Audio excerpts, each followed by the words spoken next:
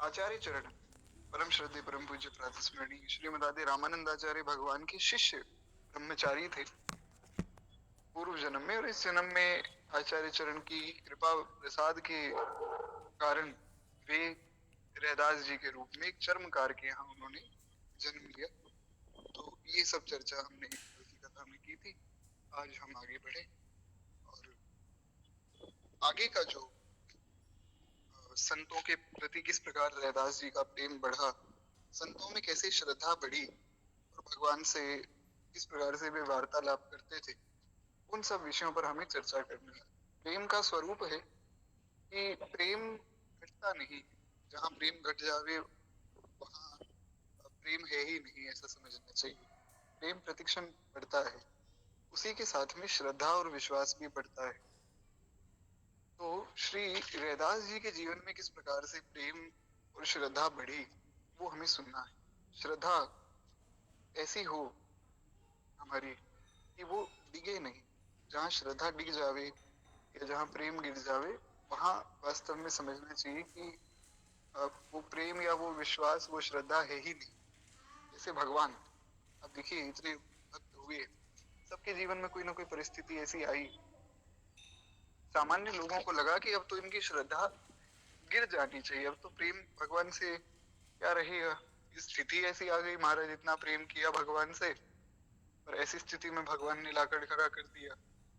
परंतु वहां उनका प्रेम बढ़ा, वहीं पर उन्होंने भगवान को पुकारा है और वहीं पर भगवान को पाया है। क्योंकि श्री भगवान हमारे जीवन में ऐसी परिस्थितियां लाते हैं जिससे हमें ये समझ आवे कि संसार तो सब प्रकार से झूठा ही है। अपने तो हरिदास हरि बस मिलत प्रेम के दाम, हमारे औरण से का काम। भगवान ये सिद्ध करते हैं कि केवल भगवान और भगवान के भक्त ही हमारे हैं।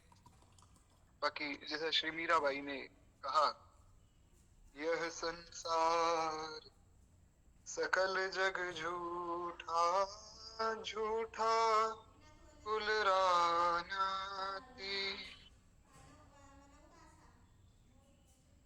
दो कर जोड़ अर्ज करत हूँ, सुन लीजे मोरी बाती गिरधर, जन्म मरण रासा थाने नहीं बिसरूं दिन राती गिरधर, जन्म मरण रासा। गिरधर जन्म मरण रासा, केवल एकमात्र भगवान ही हमारे। तो इस प्रकार से श्री रैदास जी के जीवन में भी ऐसी घटनाएं हुई, इसके विषय में हमें चर्चा करनी है। एक बार प्रेम से बोलिए भक्त वत्सल भगवान की जय। कहते हैं रैदास जी महान संत थे और ये भगवान के भक्तों से बड़ा प्रेम करते थे, बड़ी श्रद्धा इनकी भगवान के भक्तों में थी। हमने पूर्व में बहुत बार चर्चा की कि जो भगवान का भक्त है वो कैसे पता लगेगा भक्त है, अगर वो भक्तों का भक्त है। श्री भगवान ने गर्ग संहिता में तो यहाँ तक कहा श्री किशोरी जी से, यही राधा रानी, जो मेरा भक्त है वो मेरा भक्त नहीं, जो मेरे भक्तों का भक्त है वास्तव में वो मेरा भक्त है। भक्ति का स्वरूप ही यही है।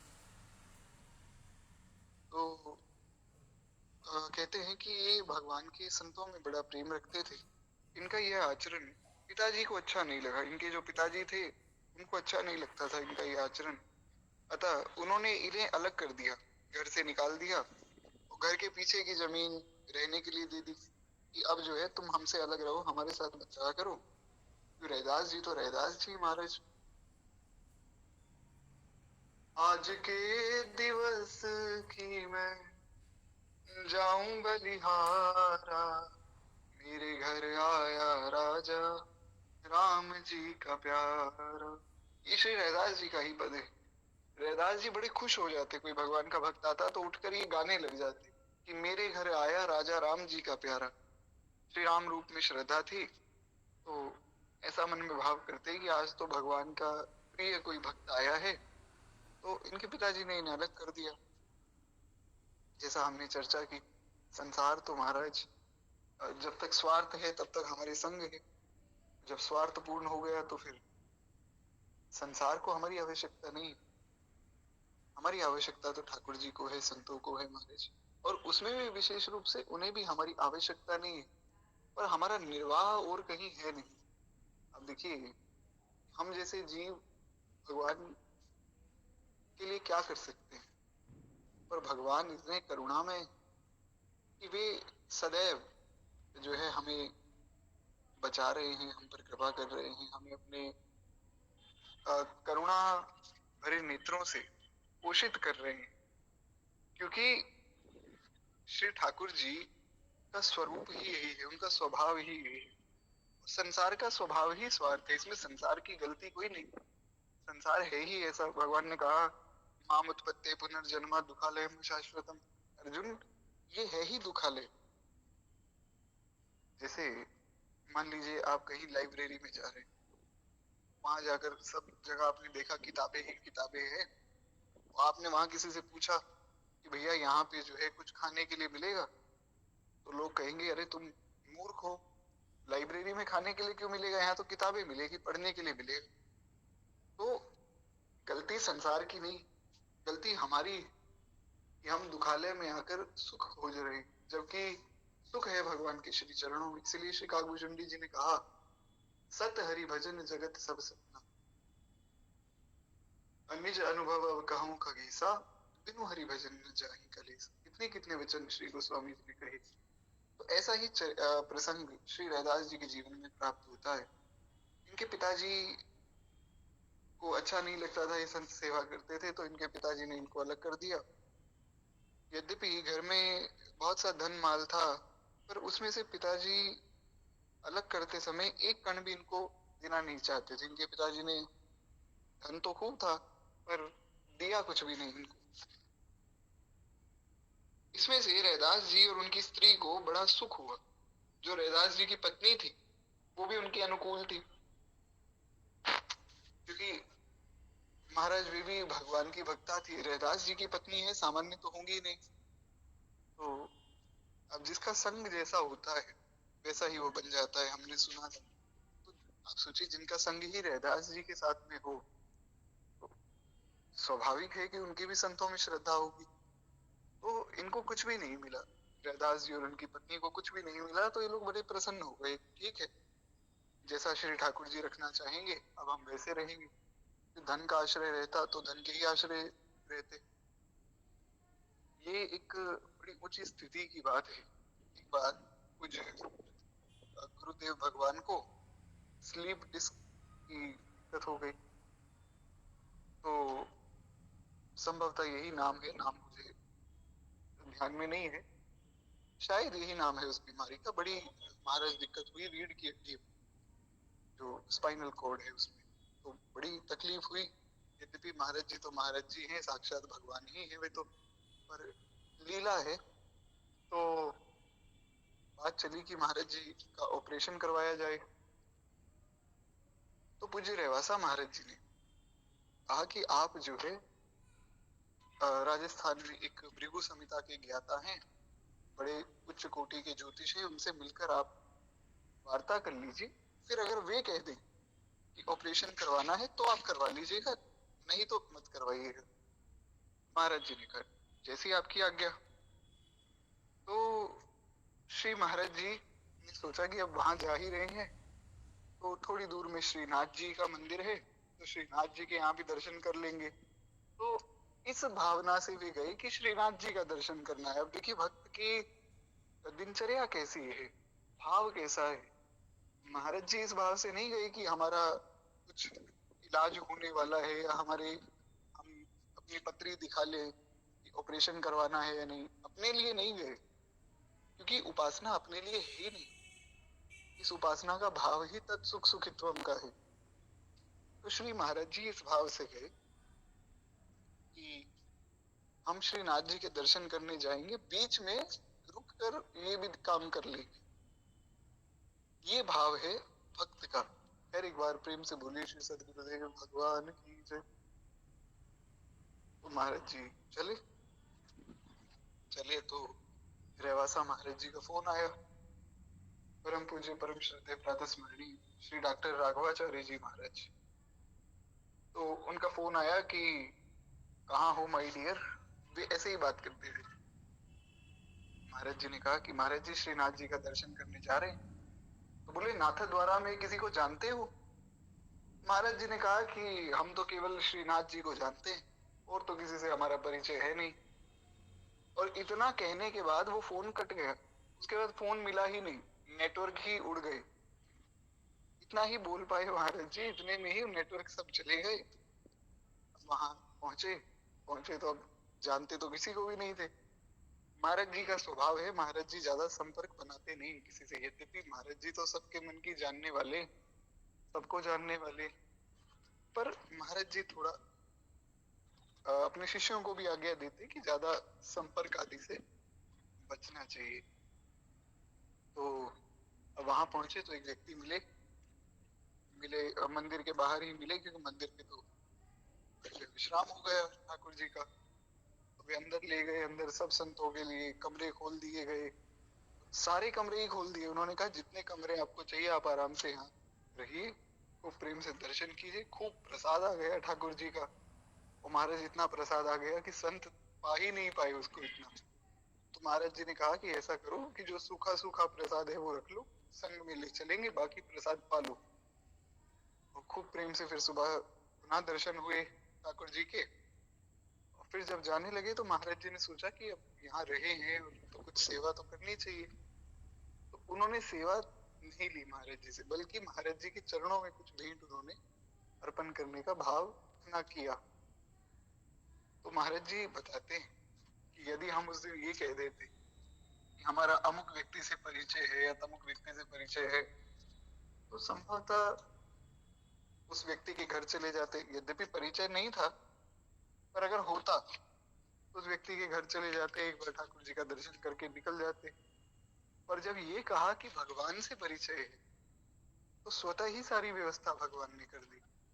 इसलिए रैदास जी और उनकी पत्नी इस बात से प्रसन्न हुए कि अब जो है हमारे पास धन का आश्रय नहीं है, हमारे पास अब कोई आश्रय नहीं, अब केवल भगवान का आश्रय है।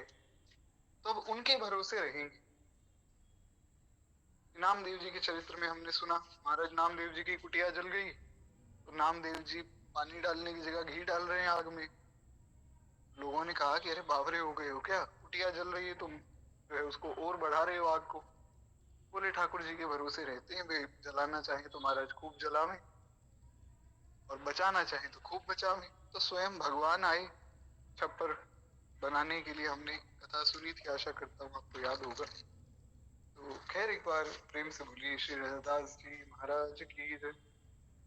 तो ऐसा मन में विश्वास था और बड़ा भरोसा श्री ठाकुर जी के चरणों में था। रैदास जी की जूतियों को गांठते, रैदास जी जूतियां गांठते थे, का चमड़ा लाकर जूते बनाते थे, साधु संतों को पहनाते थे। अपनी इस सेवा को प्रकट ना करके गुप्त ही रखते थे। आपने एक छप्पर डालकर उसमें जो है भगवान की सेवा के योग्य स्थान बना लिया, क्योंकि भगवान की सेवा का अधिकार तो सबको है। तो अपने ठाकुर जी का एक स्थान बना लिया और आपने एक छप्पर डाला, स्थान बन गया। उसी में संत जन भी निवास करते थे, पर स्वयं जो है आप खुले में रहते। संतों के लिए भगवान के लिए स्थान बना दिया, अपने लिए कुछ नहीं बनाया। क्योंकि वास्तव में हम तो सेवक हैं ना, हम यही तो समझ नहीं पाते। अगर हम, यद्यपि ये बात बहुत आवश्यक है, पर हम यही भूल कर जाते। जब हम भगवान के सेवक हैं तो सब कुछ भगवान का है, हम अपना माने बैठे महाराज। यही बड़ी भारी भूल है। जिस दिन हम समझ जाएंगे, अस अभिमान जाई जन होरे, मैं सेवक रघुपति पति मोरे, कि मैं तो सेवक हूँ, भगवान हमारे स्वामी है। उस दिन कुछ करना ही नहीं पड़ेगा, उस दिन सारी बात स्वतः ही बन जाएगी। जो मुझ जैसे लोग होते, जो भगवान को कभी भी याद नहीं करते, उनसे कोई कुछ पूछे तो मेरा है, ये मैंने किया, मैं करता हूँ, ऐसी सब बातें कहते रहते। जबकि गलत बात है, करने कराने वाले तो भगवान ही। तो इस अभिमान को त्याग देना चाहिए। तो श्री रैदास जी में ये अभिमान नहीं था, भगवान के भक्त में अभिमान नहीं होता है। तो उन्होंने ठाकुर जी के लिए, संतों के लिए स्थान बनाया, अपना जो है आनंद से आसमान के नीचे रहते और मजदूरी से प्राप्त धन को आप अतिथियों में बांटकर खाते। ऐसे ही आपकी दैनिक दिनचर्या थी, ऐसे जीवन चल रहा था। एक दिन स्वयं भगवान जो है भक्त का वेश बनाकर रैदास जी के यहाँ पधारे और रैदास जी को पारस मणि देते हुए कहा कि भैया इसे संभाल कर रखना। ये बड़ी सुंदर कथा है, बड़ी सावधानी से सब लोग सुनिएगा, एक बार प्रेम से बोलिए तो वत्सल भगवान की जय। जैसा कथा की शुरुआत में भी हमने चर्चा की कि केवल केवल भगवान ही एकमात्र हमारे हैं, बाकी सारा संसार महाराज हमारा द्वेषी है, ऐसा समझिए। या ऐसा कहें कि श्री भगवान ने ही ऐसी व्यवस्था की ताकि जो है हम ये समझ पाए कि हम भगवान के। तो भगवान ऐसी व्यवस्था करके अपने भक्त की परीक्षा लेते, फिर जब वो परीक्षा में उत्तीर्ण होता है तब स्वयं भगवान आकर खुद परीक्षा लेते।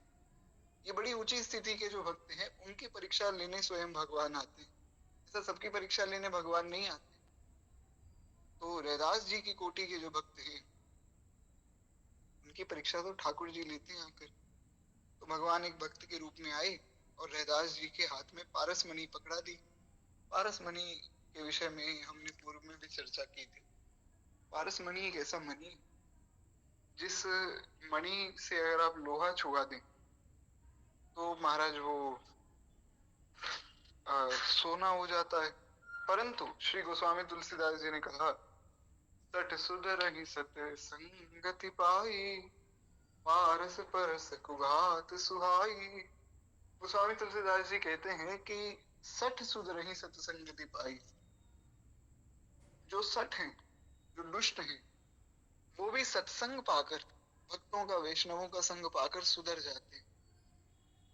तो कैसे सुधर जाते हैं? जैसे पारस का स्पर्श करके लोहा सोना बन जाता है, बस उसी प्रकार से श्री गोस्वामी जी बता रहे हैं कि सठ जो है, मूर्ख जो है या अज्ञानी व्यक्ति जो है, जो दुष्ट है, वो भक्त का संग करके भक्त हो जाता है। और एक बड़ी विशेषता ये है कि पारस जब स्पर्श कराता है सोने को अपना, तो वो क्षमा चाहूंगा, लोहे को अपना स्पर्श कराता है तो वो सोना ही बनाता है। परंतु संत जब अपना स्पर्श कराते हैं तो वो अपने बराबर बना देते हैं। पारस मणि अगर लोहे से छुआएंगे तो वो सोना बनेगा, पारस मणि नहीं बन जाएगा दूसरा।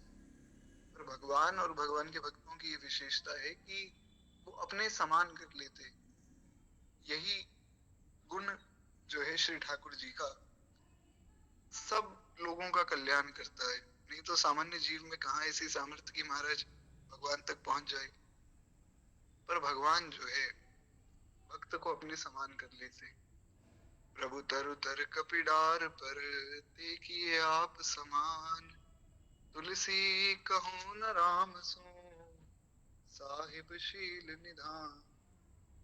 प्रभु तरुतर कपिडार पर, श्री गोस्वामी जी कहते हैं कि भगवान तो पेड़ के नीचे बैठे और बंदर सब ऊपर बैठे, और महाराज वे बंदर जो है अपने पांव नीचे लटका के, कोई भगवान के मुकुट पे किसी का पैर लग रहा है तो किसी की पूंछ लग रही है। लक्ष्मण जी को बड़ा क्रोध हुआ। महाराज लक्ष्मण जी ने सोचा कि अभी बाण निकाल कर इनको मारता हूं। भगवान ने कहा, नहीं भैया लक्ष्मण, ये तो हमारे ही जन हैं, इनको क्यों मारना। तो गोस्वामी जी ने दृश्य जब देखा तो उनका हृदय द्रवित हो गया कि प्रभु तरु तर कपिडार पर, परते किए आप समान। भगवान ने उनको अपने समान कर लिया। अब सोचिए कि जो अनंत कोटि ब्रह्मांड के स्वामी, जिनको देखकर काल भी तरतर कांपने लग जाता है, वे भगवान क्रोध नहीं कर रहे हैं बंदरों पर, बल्कि उनकी बात को स्वीकार कर रहे हैं। देखिए आप समान, तुलसी कहो न राम सो, साहिब शील निधान। भगवान के जैसा शील निधान दूसरा कौन होगा महाराज।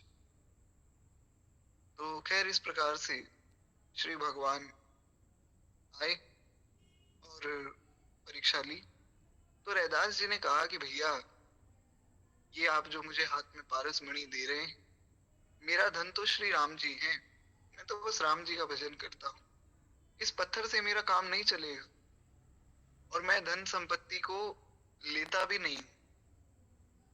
तो मैं तो ये चाहता हूँ कि संत भगवंत की सेवा में अपना ये शरीर न्यौछावर कर दूं, मुझे किसी चीज की आवश्यकता नहीं। संत भगवान ने जो है पारस का प्रत्यक्ष प्रभाव दिखाने के लिए उसे लोहे की रापी से छुआ दिया, वो सोना हो गई। तो ऐसा भगवान जिस संत के रूप में आए थे, भगवान ने दिखाया कि देखो ये सामान्य पत्थर नहीं है जिसको तुम पत्थर समझ रहे हो, ये वास्तव में पारस मणि है। तो महाराज रैदास जी ने देखा कि बात तो सही है, अरे सोना लोहा बन गया। फिर पारस देखकर रैदास जी ने कहा कि आप कृपा करके इसे रख लीजिए और आवश्यकता पड़ने पर इसे निकाल लेना। तो ऐसा भगवान ने रैदास जी से कहा कि जब आपको जरूरत पड़े तो इसको निकाल लेना, लोहे को सोना बना देना, फिर चाहे संतों की सेवा करो या कुछ भी करो, उससे क्या फर्क पड़ता है। रैदास जी ने कहा कि यदि आप नहीं मानते हैं तो इसे ठाकुर जी के छप्पर में रख दो, जब इच्छा हो तब निकाल के ले जाना, हम तो इसको छुएंगे नहीं। आपको अगर कहीं जाना है और आपको डर है कि हमारा मणि चोरी ना हो जाए, तो इसे भगवान के छप्पर में आप अपने हाथों से रख दीजिए, जब आपको लगे कि हमें वापस चाहिए तो आप वापस निकाल के ले जाना महाराज। तो ऐसा साधु वेशधारी भगवान श्याम सुंदर ने 13 मास बीत जाने के बाद फिर रैदास जी के यहाँ आए और बड़े प्रेम से कहा कि कहिए रैदास जी, पारस का प्रयोग करके क्या सेवा की आपने। हम जो है पारस मणि रख कर गए थे, 13 महीने हो गए, 1 साल हो गया, 1 साल में भी 1 महीना ज्यादा हो गया, तो आपने क्या सेवा की है हमारे पारस मणि का उपयोग करके। रैदास जी ने कहा भैया जहां आप रख के गए थे वो वहीं रखा होगा, ऐसा भी नहीं कि वहीं रखा है। रैदास जी ने कहा वहीं रखा होगा, हमने तो देखा ही नहीं उसकी तरफ, आप जो है उसे ले जाइए। रैदास जी की ऐसी बात सुनकर पारस को लेकर भगवान वहां से चले गए। अब जो है इसके बाद श्री भगवान ने एक नई लीला रची। अब वो लीला क्या है उसे हम ध्यान से सुने। एक बार प्रेम से बोलिए भक्त वत्सल भगवान की जय। तो श्री नाभा गोस्वामी जी कहते हैं कि इसके बाद भगवान ने नई लीला रची, उसे सुनिए। प्रातः काल जब रैदास जी ठाकुर जी की सेवा करने जाते तो नित्य 5 मोहरे वहां मिलती, रोज ये नियम था, जहां भगवान की सेवा करते तो 5 मोहरे वहां मिलती उनको, जिससे संतों की सेवा भी करते। और बिच्छू की तरह जो है उन्हें चिमटे से पकड़कर रैदास जी नित्य गंगा जी में डाल देते। भगवान तो बेचारे इसलिए 5 मोहरे देते कि ये संतों की सेवा में लगा में प्रेम से अपनी सेवा कर लें थोड़ी, पर रैदास जी उसे चिमटे से पकड़ते, हाथ से भी नहीं छूते, जैसे कोई बिच्छू को पकड़ रहा हो, और जाकर जो है वे 5 की 5 मोहरे गंगा जी में डाल आते। अब तो रैदास जी को ठाकुर जी की सेवा से भी भय लगने लगा कि रैदास जी ने सोचा कि इनकी महाराज मैं सेवा करने आता हूँ, ये धन दे देते हैं रोज, क्या भगवान की सेवा का फल धन है। ये एक बड़ी सूक्ष्म बात है। हमें ऐसा लग रहा है कि भगवान तो अपनी सेवा के लिए ही दे रहे हैं धन, उसमें आपत्ति क्या है, परंतु आप रैदास जी के दृष्टि से देखिए इस बात को।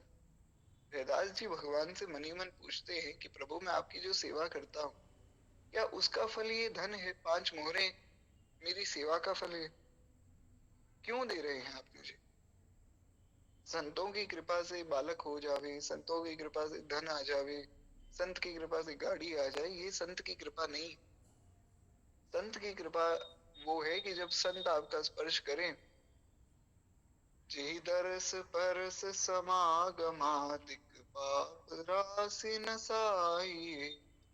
जब संत स्पर्श कर दें, संत कुछ वचन कह दें, उससे भगवत प्रेम मन में जागृत हो जाए, भगवान के प्रति, संतों के प्रति, गौ माता के प्रति, ब्राह्मणों के प्रति श्रद्धा पैदा हो जाए, ये है संत की और भगवान की सच्ची कृपा।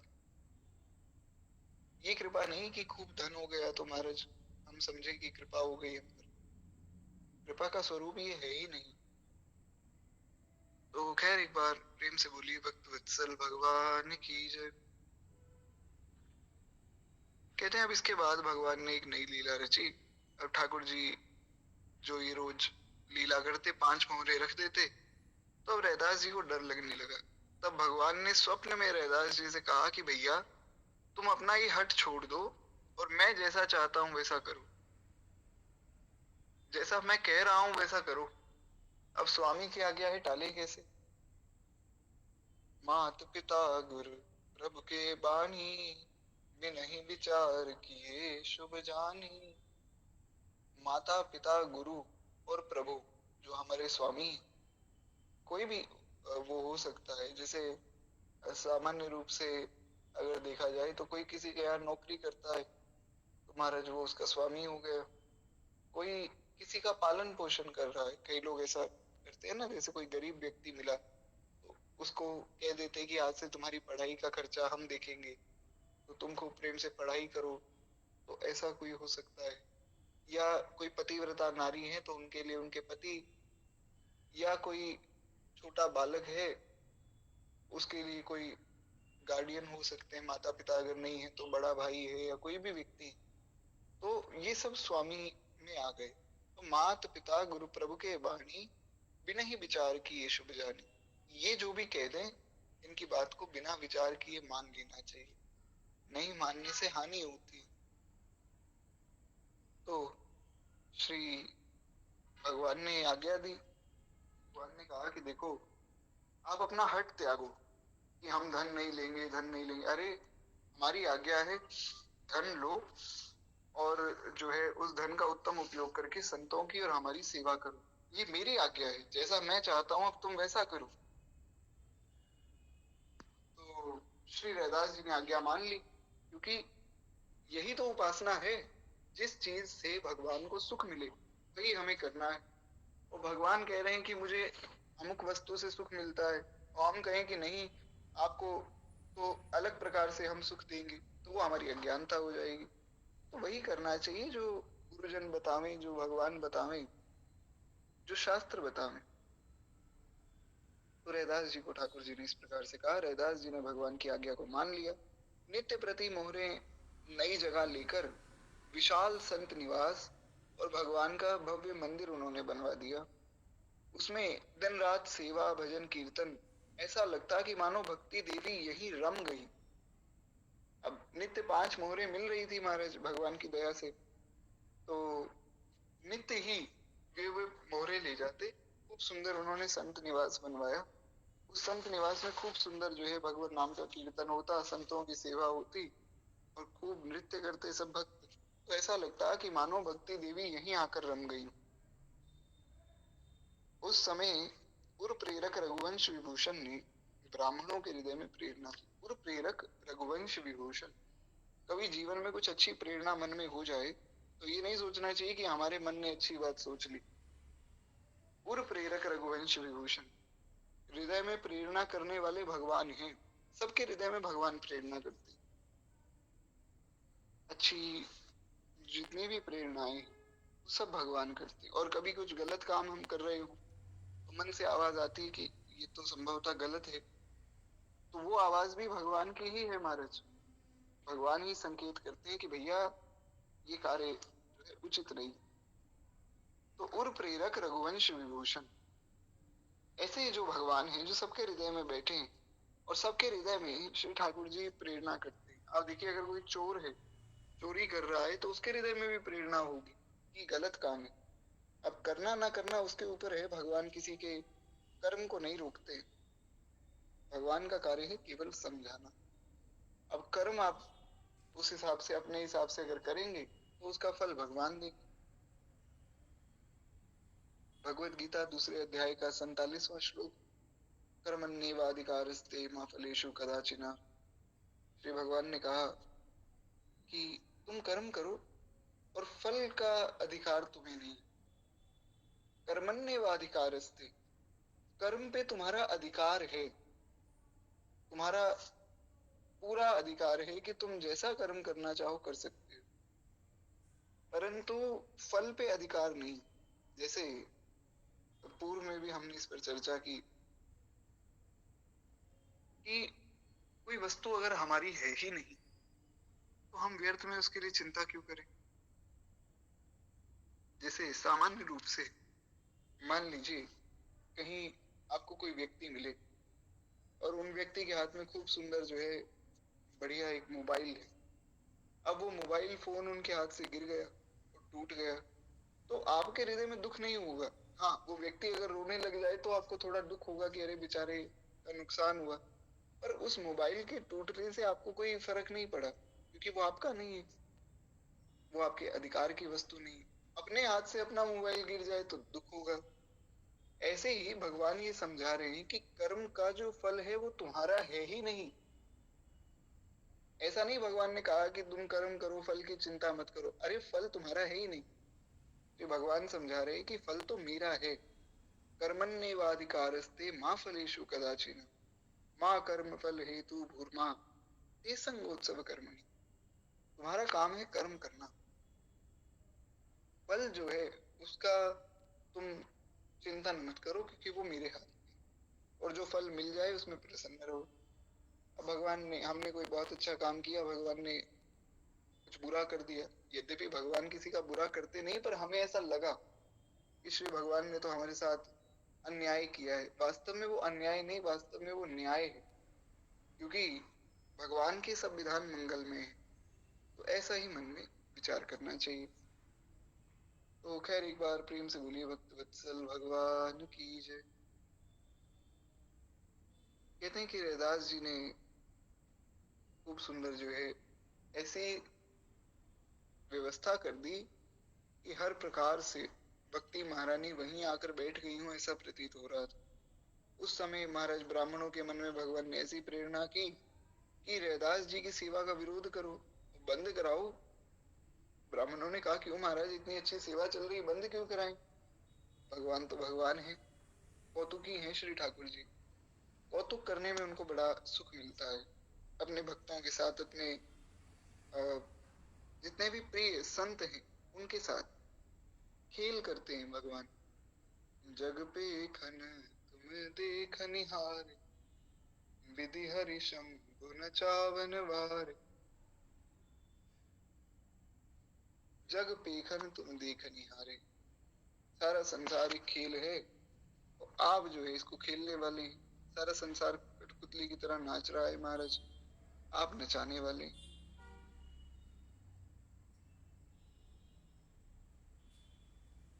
तो श्री गोस्वामी जी ने इसी चौपाई में आगे कहा, देव न जानहि मर्म तुम्हारा और तुम्हीं को जान निहार, विधि हरि शंभु नचावन वारे।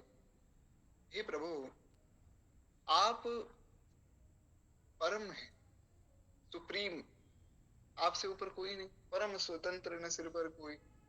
तो विधि हरि शंभु नचावन वारे, ब्रह्मा जी, शंकर जी और विष्णु भगवान सब आपके ही इशारों पर नाच रहे हैं, पर फिर भी उनमें भी इतनी सामर्थ्य नहीं कि वो आपको जान जाएं। देव न जानई मरम तुम्हारा और तुम्हें को जान निहारा। जब ब्रह्मा विष्णु महेश ही नहीं समझ पाए तो महाराज और तो किसमें सामर्थ्य है कि भगवान को समझ जाए। तो ऐसा गोस्वामी जी ने बड़ा सुंदर वर्णन किया, परंतु एक बात मैं निवेदन कर दूं। श्री भगवान ने कहा कि ऐसा नहीं, एक व्यक्ति मुझे जान सकता है। कौन? भगवत गीता 18वें अध्याय का 55वां श्लोक। भगवान कहते हैं भक्त्या माम अभिजानाति, मेरा भक्त मुझे जान सकता है, और कोई नहीं समझ सकता है। केवल और केवल भगवान का भक्त, उसमें ऐसी सामर्थ्य है कि वो भगवान को जान जाए, समझ जाए। तो खैर एक बार प्रेम से बोलिए भक्त वत्सल भगवान की जय। आगे श्री नावा गोस्वामी जी महाराज वर्णन करते हैं, इस प्रकार से भगवान ने प्रेरणा की ब्राह्मणों के मन में कि अरे बताओ, ये रैदास चरमकार होकर भगवान की सेवा कर रहे हैं, अब ऐसी प्रेरणा क्यों कर दी? क्योंकि भगवान को अपने भक्त को प्रकाशित करना था। भगवान अपने भक्त को कीर्ति दिलवाना चाहते थे। श्री भगवान अपने भक्त को यश दिलवाने के लिए, कीर्ति दिलवाने के लिए ऐसी लीलाएं उनके जीवन में करते हैं। तो महाराज ब्राह्मणों ने बड़ा विरोध किया। सारे ब्राह्मण एकत्र हो गए और राजा के पास चले गए और महाराज राजा को कहा कि ये रैदास जी तो भगवान की पूजा कर रहे हैं, इनको बंद कराओ। तो राजा ने कहा कि आपको क्या दिक्कत है? कोई भगवान की पूजा करना चाह रहा है तो अच्छी बात, आपको तो खुश होना चाहिए, आप नाराज हो रहे हैं। तो उन्होंने कहा कि राजन, बात ये नहीं कि वो पूजा कर रहे हैं, बात ये कि वो शास्त्र की मर्यादा के विरुद्ध भगवान की पूजा सेवा कर रहे हैं, उनको अधिकार ही नहीं। तो महाराज राजा के सामने खूब रैदास जी को भी गालियां देने लगे और उन पर जो है आरोप लगाया कि शूद्र होकर ये पूजा कर रहा है, जो कि गलत है, ये अन्याय है। और आप जो है न्याय संगत राजा हैं, तो कल को 4 लोग सुनेंगे, आपकी बदनामी होगी कि महाराज ऐसा राजा है जिसके हाथ सारे शास्त्र विरुद्ध कार्य होते। अब राजा क्या है, कान का कच्चा होता है। जो बड़े लोग होते हैं ना, बड़े मतलब समाज की, संसार की दृष्टि में जो बहुत बड़े हैं, पैसे वाले, वे कान के थोड़े कच्चे होते हैं। उनको जो कोई कुछ बोल देता है वो मान लेते हैं, स्वयं ज्यादा दिमाग नहीं लगाते, क्योंकि उनको अभिमान ही इतना रहता है अपने कुछ होने का। तो कान के कच्चे होते हैं। अब किसी ने जाकर राजा को कह दिया कि महाराज अमुक व्यक्ति आपको अभद्र शब्द कह रहा है कुछ, तो महाराज राजा कह दे कि अमुक व्यक्ति को फांसी दे दो। अब भले ही उसने कुछ ना कहा हो, पर राजा को लगा तो राजा ने फांसी दे दी। अब राजा ने फांसी दे दी तो बचा भी नहीं सकता है कोई। तो महाराज निश्चित रूप से उस व्यक्ति का मरण हो गया, केवल इस बात की वजह से कि राजा कान का कच्चा है। प्रायः राजा जो बहुत धनवान लोग होते हैं, प्रायः वो कान के कच्चे होते हैं। तो राजा को जब ऐसी सब बात कही गई कि आपकी बदनामी होने वाली है और पूरा राज्य नष्ट हो जाएगा महाराज, तब राजा ने रैदास जी को बुलवाया तथा उनका चमत्कार देखकर न्याय किया, रैदास जी को सेवा का अधिकार प्रदान किया। अब महाराज वो ऐसा क्या चमत्कार कर दिया? तो हुआ क्या था कि राजा ने बुलाया, राजा ने कहा कि आप भगवान की सेवा क्यों कर रहे हैं? रैदास जी ने कहा हमें भगवान की आज्ञा हुई तो कर रहे हैं। तो राजा ने कहा आप सेवा नहीं कर सकते। रैदास जी ने कहा महाराज मैं तो भगवान का सेवक हूँ, आपका सेवक तो हूँ नहीं, जो आप कहो तो कल से सेवा बंद हो जाए। तो राजा ने कहा ठीक है, आपके भगवान को बीच में रखते हैं, अगर उठकर भगवान आपके पास आ गए स्वयं चल के तो फिर आप सेवा कर लेना, नहीं तो आपको सेवा का अधिकार नहीं। अब सबने सोचा कि महाराज भगवान की मूर्ति थोड़ी चलेगी, मूर्ति कहीं चलती है क्या? पर ऐसा है, श्री गोस्वामी जी ने कहा बिनु पग चलहि सुनहि बिनु ना काना, कर बिन कर्म करे विधि नाना। भगवान तो भगवान है महाराज, बिनु पग चलहि सुनहि बिनु काना, वो तो बिना पाँव के चल पड़ते हैं। तो बीचों बीच मूर्ति रखी गई, ब्राह्मणों ने वेदों की ध्वनि आरंभ की। अब रैदास जी कहाँ वेद पढ़े लिखे थे, तो रैदास जी अपनी ही वाणी में दर्शन दीजे राम, दर्शन दीजे, दर्शन दीजे विलंब न कीजे, दर्शन दीजे राम, दर्शन दीजे।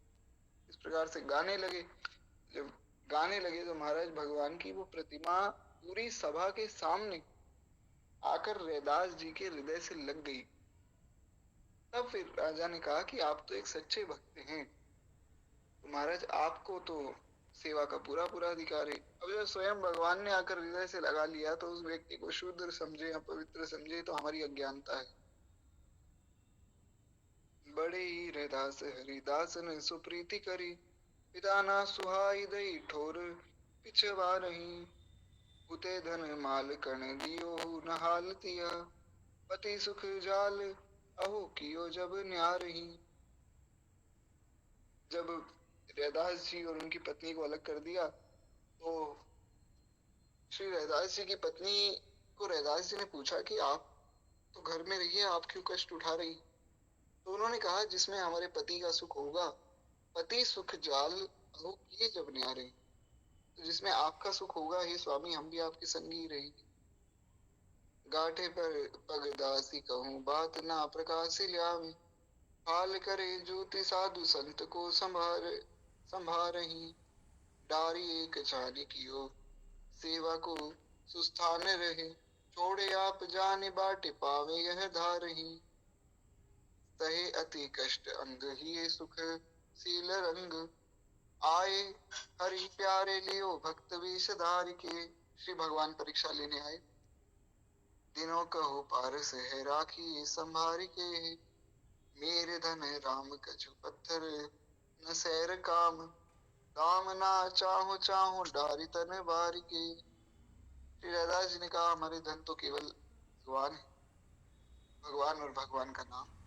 हमारो धन राधा श्री राधा श्री राधा।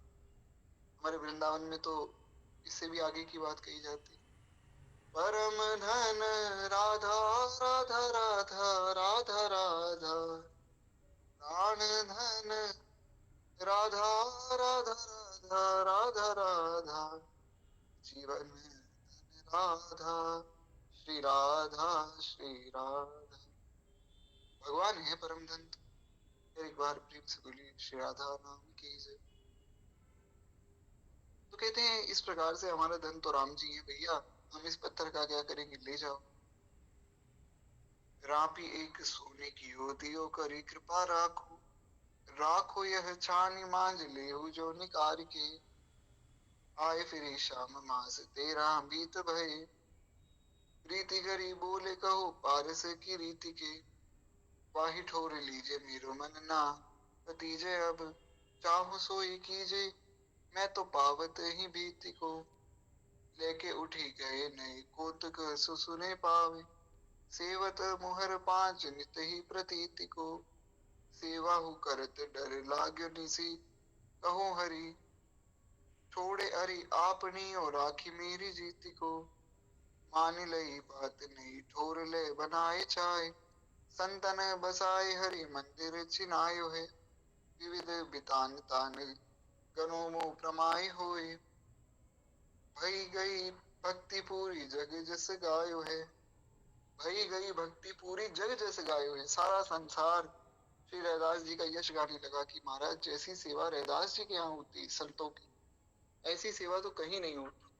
तो चारों दिशाओं में महाराज यश फैल गए। पर अभी भगवान को और यश इनका करवाना था, तो दर्शन आवे लोग नाना विधि राग भोग, रोग भयो विप्रिन को तन सब छायो है। बड़े ही खिलारी वे रहे हैं छानी डारी करी, घर पे अटारी फेरी द्विज सिखायो है। प्रीति रस रासा सूर्यदास हरि सेवत है, घर में दुराई लोक रंजनादि टारी है। प्रेरी दिए हृदय जाय द्विजानी पुकारी को, भरी सभा नृप आगे कयो मुख गारी है।